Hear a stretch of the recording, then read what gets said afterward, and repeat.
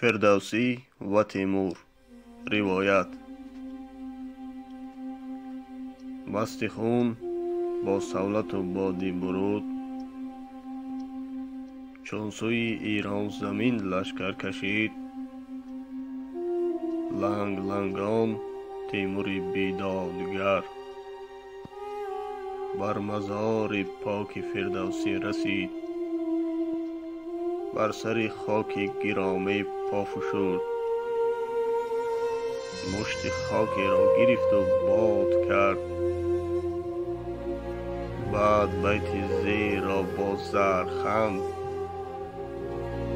گویا از نام خود بنیاد کرد. سر از خاک بردار و ایران ببین، و چنگ دلیران توران ببین. ناگهان فردوسی بیرون شد ز گور، استخوان‌ها لرز لرزان از غضب. بیت زیرین را بخواند و غیب زد، همچو نقش زوزنب در کام شب. در ایران نمانده است شیر و پلنگ، جهان را گرفته است روباه لنگ. لال شد تیمور چو سنگ روی گور،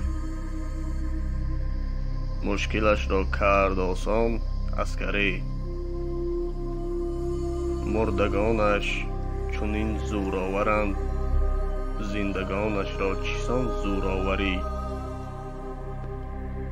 پیرمرد گفت گاها حضرتم، مرده ها از زنده ها افضل ترند. فتح کوه از فتح روح آسان تر است، مرده ها از زنده ها پردل ترند.